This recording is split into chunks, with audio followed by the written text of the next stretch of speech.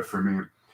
Triple H did his NXT media call today regarding NXT's move to the USA Network this coming Wednesday. When asked about ratings, this is interesting. He says he's not interested in what ratings the show gets right away. He's more interested in the long haul and building the new brand as a franchise. I do believe if they lose to AEW in the ratings, once the ratings begin head-to-head October the 2nd, that they will become very interested in the ratings very fast. For 205 Live's future, Triple H said he feels that 205 is more of a bell-to-bell in-ring product than an entertainment brand. He said nothing set in stone, but you could see more 205 Live competitors on NXT as time goes on. Again, I don't think that's going to really help NXT's ratings too much if they start losing to AEW. Shauna Johnson says thank you, and there's Tommy from the Bronx saying what's up. Jared question has a question for me. Yeah, sure, ask it and I'll answer it for you.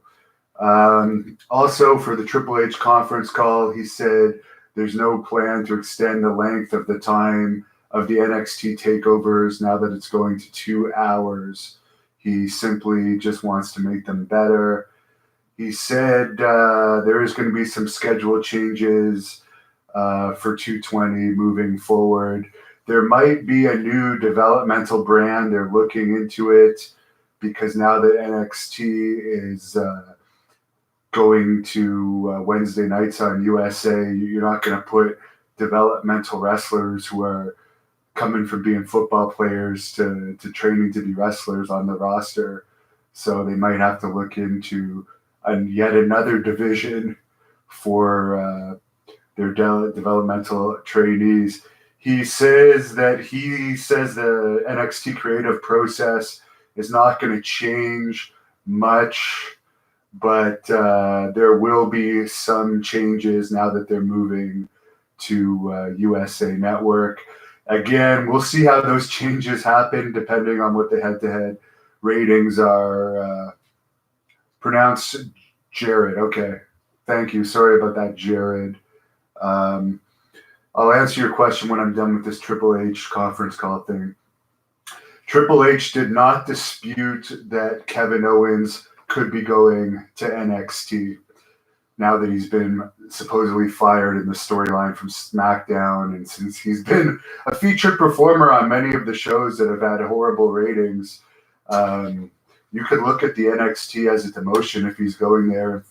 For people to say, well, he'll still be paid the same. Well, for house shows, if they keep the guys off of the Raw and SmackDown house shows, you are paid as a performer a percentage of the gate still as a house show. Jim Ross has explained this on his Grilling JR podcast. You're paid every time you wrestle on a house show from where you are on the card, from opening match to main event, depending on how many people are there. So if they don't use NXT guys on the Raw and SmackDown house shows, their pay will go down, because for the NXT house shows, a lot of them only have 200 fans, some less than 200.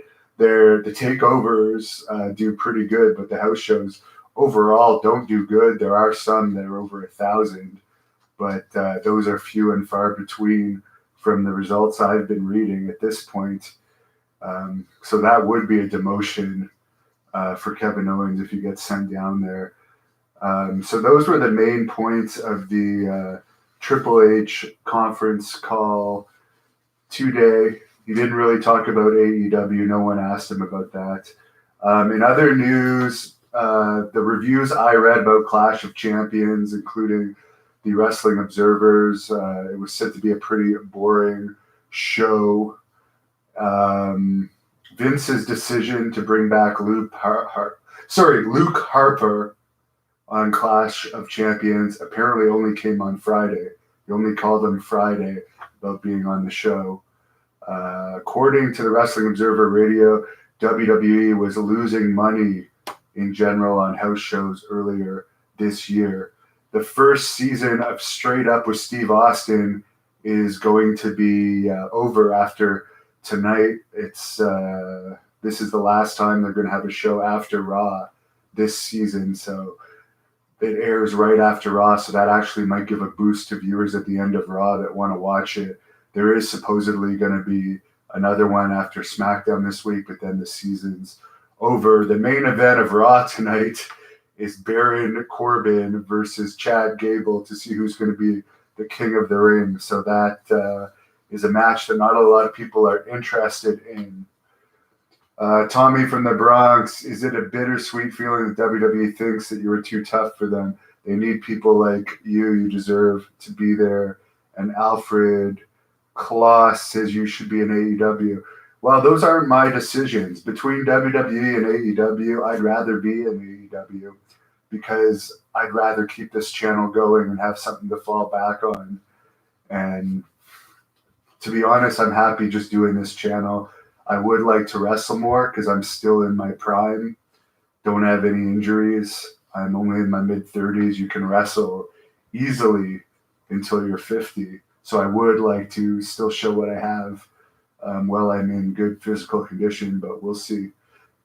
Joseph Blackburn says I should be in Glow. Well, that would actually be kind of fun. I'm not going to complain about that. Someone says, do I or could I foresee another ratings war where maybe Vince would have to change it up from having such a G type of audience, or do you think that he'll be content just keeping things the way they are? There could be a ratings war on Wednesday nights, and that could change things very easily. I think AEW is initially going to have viewers because people are going to be curious. I even want to see the first show. And I'm not a fan of today's wrestling, but I'm curious to see it. So I think the first few weeks, they're going to have good viewers. And it's going to depend if the show is good or not, if they're actually going to be competitive with NXT. But NXT is only talking about mixing in UK wrestlers and 205 Live wrestlers. I don't think against Chris Jericho and Dustin Rhodes and Cody Rhodes that those guys are on the same star power level as those guys, the AEW guys right now. So I think that WWE will have competition on their hands if AEW puts out a good product. So who wins, me versus Brock Lesnar? It would not be an easy fight for Brock Lesnar, that's for sure. I'm younger than him, and I'm tough. He probably still has a technical advantage. I'm not as technical as him or as experienced as him, but I am tough, and I would not be a pushover for him in a real fight. Anthony says, I cannot watch WWE. Their announcing and storytelling sucks. Joey Styles was right about them. I can't watch it either. I only watch stuff on Twitter. I did see a clip on Twitter. I don't know if it was Becky Lynch, whoever has the purple hair. She went over the rails and some guy tried to grab her ass on the Clash of Champions last night. That's what I saw from Clash of Champions. I thought that was pretty funny. He didn't quite grab her ass. For the AAA show that took place at Madison Square Garden's Hulu Theater last night, the show overall was good. It was said to have been better than the WWE Clash of Champions show. Supposedly, there was a lot of Canadian destroyers on the show, which a lot of people found to be overkill. Anthony says it could have been Sasha Banks that the fan tried to grab her ass. Yes, I do believe it was her. Thank you for helping me out there. And they did mention on the Wrestling Observer radio today that it's an indisputable fact that WWE is at an all-time low now as far as the current audience watching their current product, and they're losing old fans and not making new fans. So that is a fact. So that's very interesting. One other note from Triple H's conference call I forgot to mention is Triple H said they're doing a big draft again in WWE, and NXT will not be part of that draft. That's only going to be for the Raw and SmackDown rosters. They're doing this draft, even though I have read reports that there's going to be more combined super shows in the future. So what difference does a draft make if these people are going to be on the same shows, not to mention the major pay-per-views? And it's not like WCW and ECW just went out of business and there's all these stars. There is now actual competition to WWE with AEW and New Japan's running in the US, doing pretty good. So I don't see a need to do all these roster splits. Why not just make your main roster the best roster when you're going to dilute it anyways and you're going to mix them anyways? So it's stupid. What do I think of KO to NXT? Danny Purdue is saying, I just said it. He wasn't a ratings draw for them on the main show, so I don't think he's going to be a ratings draw for them on NXT, and that will be a financial loss for him as far as house shows go. As I mentioned, you're paid a percentage of house shows. And finally, someone says draft. How about letting the WWE talent do things like doing unscripted promos? I like that, but can many of them actually do unscripted promos? A lot of these guys are just ex-football players or gymnasts or models, in a lot of the women's cases being brought in.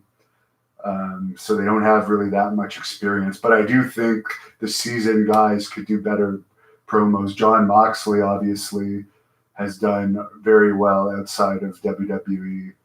So, yeah. Thank you. Oh, and okay, speaking of Jon Moxley, I'll answer one more question. This Chaotic Rage is asking me who's the best wrestler in the world right now, in my opinion. I haven't seen enough of it. Someone's saying Moxley. No, I don't think Moxley is the best wrestler. Not at all. Definitely not. I don't know who the best wrestler is. One of the best draws is Brock Lesnar, without question.